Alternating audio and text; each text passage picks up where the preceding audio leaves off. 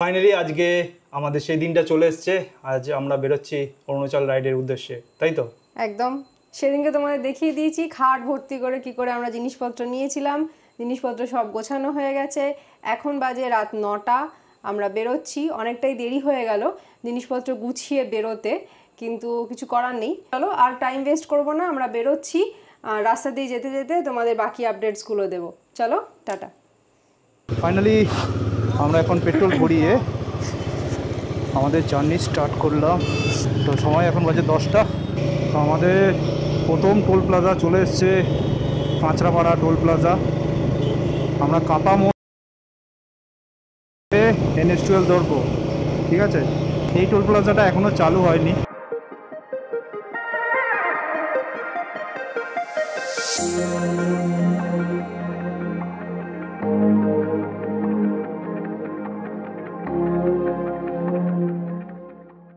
সময় এখন বাজে প্রায় 2:45। আর আমরা অর্ডার করেছি এখানে রুটি আর হচ্ছে চিকেন তরকা হয়েছে। এই পূজাও খাওয়া শুরু করুন। তাহলে আমরা খেয়ে নিই, খেয়ে নিয়ে তারপরে বেরিয়ে তোমাদের সাথে মোটো ব্লগে কথা হচ্ছে, ঠিক আছে? চলো, টাটা।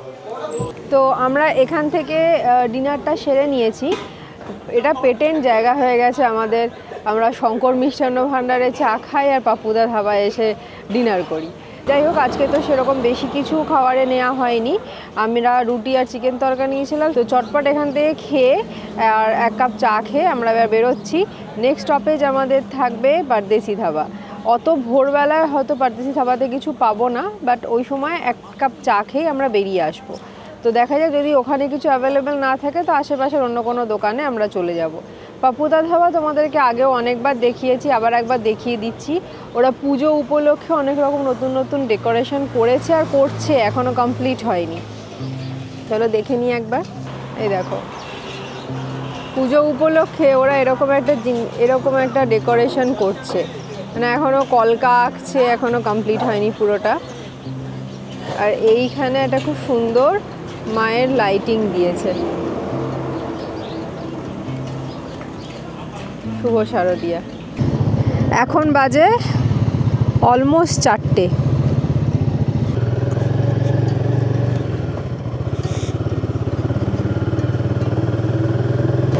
এখান থেকে পারদেশি ধাবার ডিস্টেন্স দেখাচ্ছে 123 কিলোমিটার। টাইম লাগবে 2 ঘন্টা 40 মিনিট। এবার সকালবেলা এখনও অবধি রাস্তা ফাঁকা আছে। মোটামুটি 5টা-6টা অবধি গাড়ি টানা যায়। দেখা যাক 2 ঘন্টা 40 মিনিটটাকে কতটা টেনে নামানো যায়। কারণ আমরা আজকে এক স্ট্রেচে পাপ্পুদা ধাবাতেই এসে দাঁড়িয়েছি, শঙ্কর মিষ্টান্ন প্রতিষ্ঠানে আমরা দাঁড়াইনি। কারণ আমাদের বেরোতে দেরি হয়ে গেছিলো অনেকটাই। তো প্রথম স্ট্রেচগুলো একটু বেশি বেশি করে দিলে পরের দিকে সুবিধা হয়, কারণ বেলা বাড়বে, রোদ বাড়বে, তত কিন্তু ক্লান্তি চলে আসবে, তখন অতটা স্ট্রেচে গাড়ি টানা যায় না। দেখা যাক। এখন তো অন্ধকার আর এই রাস্তা তোমরা অনেকবার দেখেছো। আমরা চেষ্টা করব পারদেশি ধাবাতে তাড়াতাড়ি কম টাইমের মধ্যে পৌঁছানোর। এখন আছি জিওর পেট্রোল পাম্পে। জিওর পেট্রোল পাম্প থেকে পেট্রোল ভরালাম। তোমার পেট্রোল নিল 998 টাকা। E15 petrol ভরালাম। বাড়ি থেকে বেরোনোর সময় তখন একবার পেট্রোল ভরিয়েছিলাম, আর এই এখন ভরালাম। অলমোস্ট আমরা 300 কিলোমিটার কভার করে ফেলেছি। আর কিছু দূর গেলেই হচ্ছে ফারাক্কা।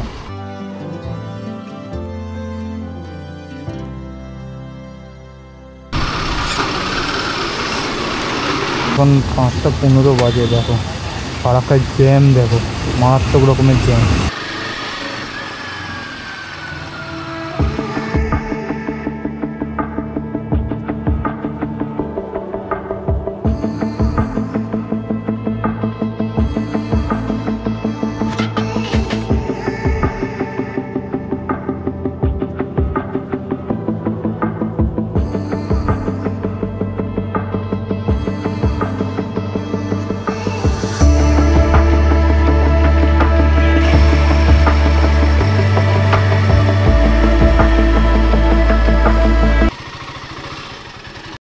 মর্নিং। তো এখন আমরা আছি পারদেশি ধাবায়। পারদেশি ধাবাতে একটু বসলাম, গাড়ির সব জিনিসপত্রগুলো একবার চেক করে নিলাম, টায়ারের হাওয়া টাওয়াগুলো চেক করলাম, এইগুলো আর কি টুকটাক। বেশিক্ষণ না, আমরা আধ ঘন্টা মতো একটা ব্রেক নিয়েছি, একটু চা খেয়েছি। এবার এখান থেকে বেরোবো। নেক্সট স্টপ ইচ্ছা আছে রায়গঞ্জ বাইপাসে দাঁড়িয়ে একটু ড্রোন ফুটেজ নেওয়ার, কিন্তু আস্তে আস্তে টেম্পারেচার বাড়ছে, রোদ বেশ ভালোই চড়া। কতক্ষণ টানা রাইড করতে পারবো জানি না, তবে চেষ্টা করব যতটা একটা স্ট্রেচে সম্ভব কমপ্লিট করে দেওয়ার। পারদেশি ধাবা তো তোমরা সবাই দেখেছো, সবাই জানো, তাও একবার দেখিয়ে দিই।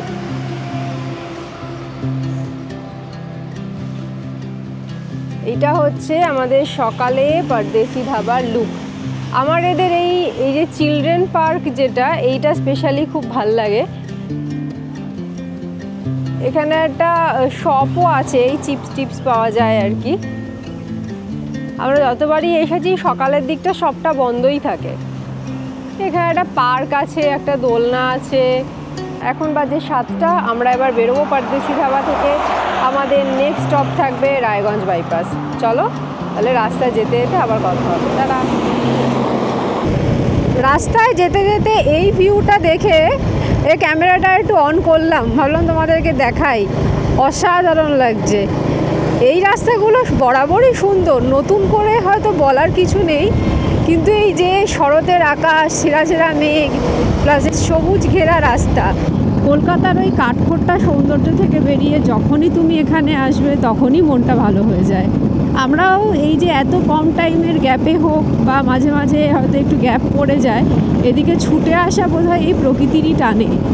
এত সুন্দর লাগছে, খালি রাস্তা, সারি সারি গাছ, সবুজ গাছ, আর আকাশটা এরকম ঝকঝকে। এই ভিউটা এনজয় করো, এই জন্যই এখানে আসা। সবই তো রাস্তা, অরুণাচলেও রাস্তাই আছে, সেই রাস্তা সেই প্রকৃতি উপভোগ করতেই যাওয়া। কিন্তু এক এক জায়গাকার প্রকৃতি এক এক রকম, এক এক জায়গাকার ওয়েদার বলো, সেখানকার আশেপাশের লোকজন এক একটা গল্প বলে। চেষ্টা করি সেই গল্পটা শোনার আর তোমাদেরকে নিজেদের মতো করে শোনানোর। ভিডিওটা তাই পুরোটা দেখবে, চেনা রাস্তা ভেবে স্কিপ করে যেও না। এই রাস্তাগুলো বছরের এক একটা টাইমে এক একটা সৌন্দর্য ধরে। তো এই সময় শরৎকালে সৌন্দর্যটা ঠিক কীরকম ছিল সেটা জানার জন্য দেখো। আমাদের ভিডিও ভালো লাগলে অবশ্যই লাইক করো। কোনো কিছু আমাদেরকে জানানোর থাকে ভিডিওর উদ্দেশ্যে অবশ্যই কমেন্ট করো। আমরা সবার সব রকম সাজেশন শুনি, সেটাকে ইমপ্লিমেন্ট করারও চেষ্টা করি নিজেদের মতো করে। আর যদি আমাদের চ্যানেলে নতুন হয়ে থাকো অবশ্যই সাবস্ক্রাইব করো আর বেল আইকনটা প্রেস করে দিও।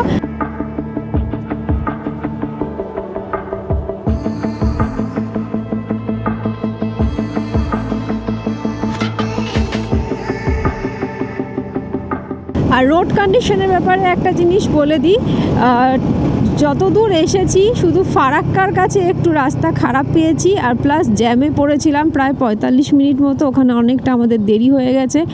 আদারওয়াইজ এখন আমরা যত দূর আছি, রায়গঞ্জ এখনও ঢুকিনি। রায়গঞ্জ বাইপাস এখনও 20 কিলোমিটার মতো বাকি রায়গঞ্জ বাইপাস ঢুকতে। তো এই অবধি রাস্তার কন্ডিশন খুবই ভালো। গতবার যেরকম দেখিয়েছিলাম তোমাদেরকে, কিষানগঞ্জের রাস্তাটা খারাপ ছিল, তারপরে রাস্তার অনেকটা উন্নতি হয়েছে। এখন দেখা যাক রাস্তাটা কেমন আছে, আশা করি ভালোই থাকবে। আর একটা খুব বিরক্তিকর জিনিস, এই হাইওয়েতে যে কেন টোটো ওঠে, আমাদের যেন মনে হয় যত অ্যাক্সিডেন্টের মূলে এরা। পাটের দড়ি তো মনে হচ্ছে,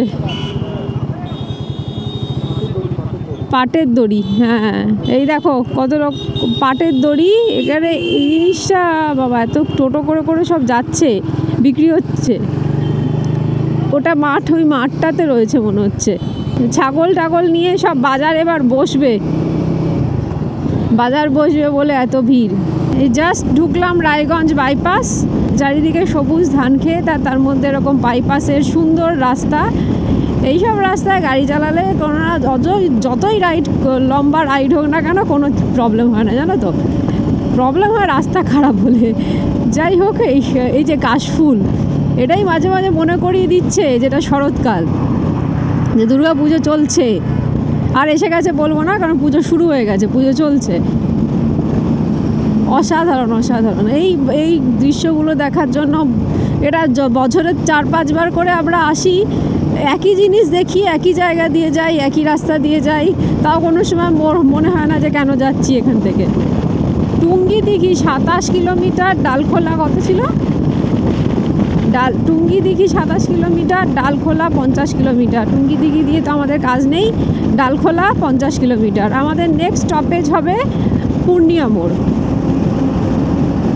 চলো, এবারে রাস্তাটা তো ভালো, রায়গঞ্জটা ক্রস করে গেলেই কিষানগঞ্জের রাস্তাটা পড়বে। দেখা যাক কিষানগঞ্জের রাস্তাটার কি অবস্থা। ভিউ এনজয় করো তোমরা, আমরাও করছি। সারা রাত্রির ক্লান্তিটা এখানে এসেই কেটে যায়। আমরা চলে এসেছি এখন পূর্ণিয়া মোড়ে। ডান দিকে চলে যাচ্ছে শিলিগুড়ি, এই তো বাদিকে বিহার। আমরা ধরে নেব শিলিগুড়ি রাস্তা। শিলিগুড়ি 127 কিলোমিটার এখান থেকে।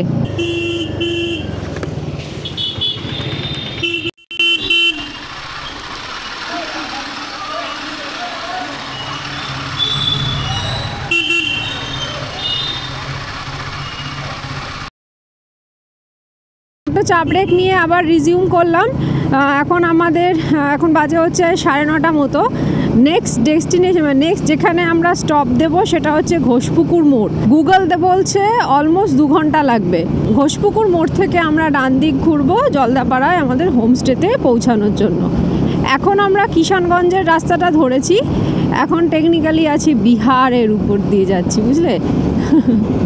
যাই হোক, চলো, রাস্তা এখনও অবধি খুব ভালো পেয়েছি, তবে কিষানগঞ্জ জাস্ট শুরু হয়েছে।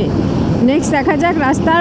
গতবারে আমরা রাস্তার কন্ডিশন খুবই ভালো পেয়েছিলাম, আশা করি এর মাঝখানে আর রাস্তা খারাপ হয়ে যায়নি এগদিনে।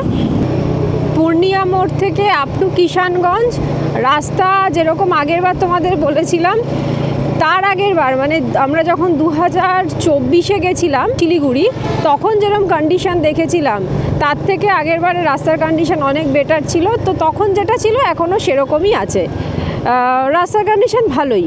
এপাশে বাঁদিকে এটা হচ্ছে Kishanganj bus terminus. I love Kishanganj. আচ্ছা, এখানে বোর্ড আছে শিলিগুড়ি 100, গুয়াহাটি 553 কিলোমিটার। আর এই যে বাদিকে দেখতে পাচ্ছ কিষানগঞ্জ স্টেশন, এই যে কিষানগঞ্জ লেখা আছে। কিষানগঞ্জ স্টেশন পেরোনোর পর আপ টু ইসলামপুর বাইপাস, এই রাস্তাটা কিন্তু এখনও বেশ খারাপ আছে। তোমরা রাস্তার কন্ডিশন ভিডিওতে দেখতেই পাচ্ছ, এই রকম ধরনেরই পাবে তোমরা এই স্ট্রেচটা পুরোটাই। তো এরিয়াটা এখনও ঠিক হয়নি, শুধু এই স্ট্রেচটুকু খারাপ, বাকি ঠিক আছে। তো তোমরা পার্টিকুলারলি এই জায়গাটা একটু কেয়ারফুলি চালিও। ইসলামপুর বাইপাস ক্রস করে চলে আসার পরই চা বাগানের সারি শুরু হয়ে যায়। এই যে তোমরা দেখতে পাচ্ছ, এই যে সব চা বাগান নিচে, মানে আমরা পাহাড়ে ঢুকছি এবার। শিলিগুড়ি এখান থেকে 52 কিলোমিটার, দার্জিলিং 124 কিলোমিটার, আর গুয়াহাটি 583 কিলোমিটার। এই যে বাদিকে চায়ের ক্ষেত রয়েছে। আর তোমাদেরকে লাস্টের ভিডিওতে দেখিয়েছিলাম, মনে আছে? আমরা এখান থেকে আনারসের রস খেয়েছিলাম। এখানে নিচে আনারসের ক্ষেতও আছে, দেখা যাচ্ছে না, এই জাস্ট ক্রস করে চলে এলাম আমরা। আজকে এখনও অপেক্ষায় আছি, যদি না সামনে পাই কোনো আনারস সেরকম, সেই যে কাকুটার মতো আনারসের রস বিক্রি করছিল, তাহলে অবশ্যই খাবো। কারণ গরম বেশ ভালোই আছে, যদিও আমরা পাহাড়ে ঢুকিনি পুরোপুরি, তাও শিলিগুড়িতে তো এন্টার করে গেছি, তাও গরম বেশ ভালোই আছে এখানে, আর ভালো চড়া রোদ আছে। আর সেই অর্থে সকাল থেকে আমরা সেরকম কিছু বাড়ি ব্রেকফাস্টও করিনি। মোটামুটি পারদেশি ধাবাটা ক্রস করার পর আর ভালো রাস্তার পাশে ধাবা সেরকম নেই। ওই টুকটাক চা বিস্কুট খাওয়ার মতো আছে, ব্রেকফাস্ট করার মতো সেরকম কিছু পাইনি। তো দেখা যাক, যদি আজকেও থাকে আনারসের রস বিক্রেতা, তাহলে তার কাছ থেকে খাওয়া যাবে। আর আমরা নেক্সট ঘোষপুকুরের দিকে যাচ্ছি। ঘোষপুকুর থেকে রাইট টার্ন নেব, তখন তোমাদেরকে দেখিয়ে দেবো রাস্তাটা একবার। এবার যেই জায়গাটা এসছি, এখান থেকে পুরো চা বাগান, মানে ওখানে ছিল তোমার কিছুটা ধান ক্ষেত ছিল, কিছুটা চা বাগান ছিল, আনারসের ক্ষেত ছিল। এখানে এপাশে ওপাশে পুরোটাই চা বাগান। এই যে জায়গাটা তোমাদেরকে গতবারের ভিডিওতে দেখিয়েছিলাম, একটা টি এস্টেটের ভিতরে ঢুকে আমি ভিডিও করেছিলাম। তো এবার আমরা এখানে দাঁড়াচ্ছি না। এই যে আমরা আবার চা বাগানের মধ্যে চলে এসেছি। এই রাস্তাতে হাঁটতে আমার খুব ভালো লাগে। তো আগের বারের মতো আনারস রস তো পেলাম না, তো আমরা এবার একটু আখের রস খাচ্ছি। গরমে খুব শরীর ডিহাইড্রেট হয়ে গেছে, টায়ার্ড হয়ে গেছি মারাত্মক পরিমাণে। অ্যাকচুয়ালি এই রোড ট্রিপগুলো শীতকালে করলে যতটা ফ্লেক্সিবল হয় বডি, যতটা তাড়াতাড়ি মানে যতটা ভালো করে অ্যাডজাস্ট করতে পারে, গরমকালে একটু কষ্ট হয়ে যায়। যাই হোক, তো এখন ফ্রেশ আখের রস খেয়ে আমরা আবার শুরু করব। একটু চা বাগানটা ঘুরে দেখি, আমার এটা খুব পছন্দের জায়গা। চলো তোমরা একটু ভিউটা এনজয় করো।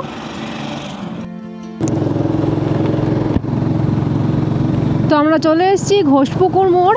ঘোষপুকুর মোড় থেকে আমরা ব্রিজ ধরলাম, এই প্রথম আমরা এই রাস্তাটা ধরলাম, কারণ এর আগে তো আমরা শিলিগুড়ি হয়ে ঢুকেছি, তো এই এটা কোনো দিনই ধরিনি। ব্রিজের নিচের মানে নিচের রাস্তাটা ধরেছিলাম, ব্রিজটাই ফার্স্ট টাইম ধরলাম। এই ব্রিজটাই আমাদেরকে নিয়ে যাবে আমাদের হোমস্টে জলদাপাড়াতে।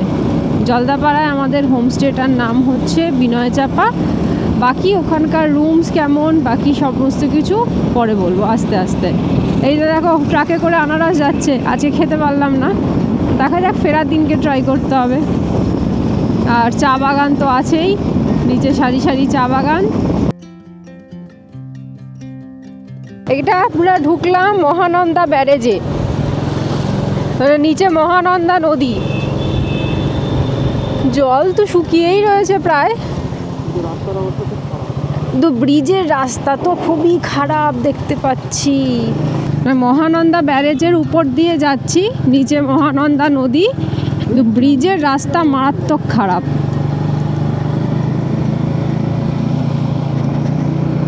ঠিক আছে, চলো এই রাস্তার আপডেট তোমরা দেখতে থাকো, কেন এই রাস্তা তো আমরা কোনোদিন আগে আসিনি, এই প্রথম। আমরা এই প্রথমবার জলদাপাড়ার দিকে যাচ্ছি। এটা আমরা যেখানে দাঁড়িয়েছিলাম সেটা হলো গন্ডার পার্ক। গন্ডার পার্ক থেকে এখন আমরা জলদাপাড়ার দিকে যাচ্ছি। এই জায়গাটার নাম সীতাগুড়ি। এখানকার টেম্পারেচার অ্যাজ ইকুয়াল টু কলকাতার টেম্পারেচার। আমরা ভেবেছিলাম যে এই পাহাড়ের কাছাকাছি ঢুকে যাবো, মানে ইসলামপুর বাইপাস পাস করার পরে মোটামুটি টেম্পারেচারটা একটু হলেও ফেভারেবল হবে, কিন্তু ডুয়ার্সে টেম্পারেচার একদম কলকাতার মতোই।